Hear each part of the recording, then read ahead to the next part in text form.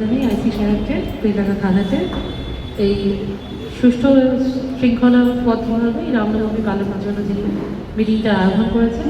এখানে উপস্থিত আছেন এসডিপিও সাহেব, রাজনৈতিক নেতৃত্ববৃন্দ সহ পুজোর কমিটির সেক্রেটারিরা, তাছাড়াও বিশিষ্ট ব্যবসায়ীগণ, সমাজসেবক সবাই আছেন। প্রত্যেককে আন্তরিক শুভেচ্ছা এবং অভিনন্দন জানাই। আমার আগের যারাই যেটুকুনি বক্তব্য রেখেছেন তাতেই পুজোর বিভিন্ন দিকগুলো কভার করেছেন এবং তার সাথে এটাই প্রত্যেকের কথায় প্রত্যেকবারই এটাই ফুটে উঠেছে যে আমরা প্রত্যেকে বেলডাঙ্গাকে ভালোবাসি। আমরা চাই বেলডাঙ্গার অনুষ্ঠানগুলো খুব সুষ্ঠুভাবে সুন্দরভাবে হোক। কখনো যদি কখনো কোনো কোথাও বিচ্ছিন্ন ঘটনা ঘটেও যায়, তারপরেও আমরা চাই বেলডাঙ্গাকে এই জিনিসগুলো কভার করে নিয়ে এগিয়ে নিয়ে যাওয়ার জন্য। তো এখানে যারা এসছে প্রত্যেকে সেই মনোভাবাপন্ন ব্যক্তিত্ব, প্রত্যেকে চাই বেলডাঙ্গার ভালো।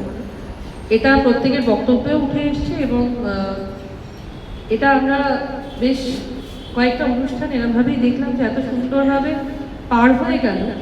আর পুলিশ তো অবশ্যই থাকবে এবং আইসি সাহেব যেরকম বললেন যে পুলিশ বা সেন্ট্রাল ফোর্স কোনো কিছুরই অভাব নেই। এবং তার সাথে আমি এটাও বলবো, আমাদের যেমন সদিচ্ছার সুন্দরভাবে উৎসব পালন করার কোনো রকম সদিচ্ছার অভাব হয় না, এবারও সেটা হবে না। কারণ আমরা যদি সুন্দরভাবে শৃঙ্খলাবদ্ধভাবে যে কোনো পুজো বা যে কোনো উৎসব পালন করতে পারি, তাহলে সেখানে কাজটা অনেকটা সহজ হয়ে যায়।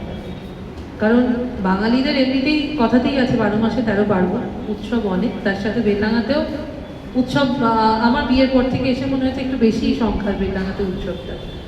তো সেখানে বেলডাঙ্গার মানুষ প্রত্যেকটা উৎসবে খুব আনন্দের সাথে করে, এই উৎসবও খুব ভালোভাবেই করবে এটাই আশা রাখবো।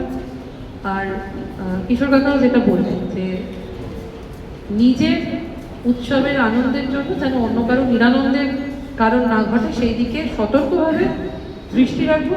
এবং অবশ্যই আজকের মিটিংয়েতে অলোক ঘোষের জন্য বড্ডই মন খারাপ লাগছে, কারণ এর আগে শাফিক সাহেব ছিলেন, তিনি বক্তব্য রাখতেন এবং আজকে অলোক ঘোষও অসুস্থ, তিনি আসতে পারেন না। সেই জায়গাগুলো সত্যি অপূরণীয়। উনি সুস্থ হন, ওনার চিকিৎসা সুন্দরভাবে হোক এটাই কামনা করি। প্রত্যেকের আগামী উৎসব ভালো করে কাটুক, অগ্রিম শুভেচ্ছা এবং অভিনন্দন জানিয়ে প্রত্যেকে সুস্থ থাকুক, ভালো করে উৎসব কাটান এই আশা করে রেখে আমার বক্তব্য শেষ করছি। ধন্যবাদ।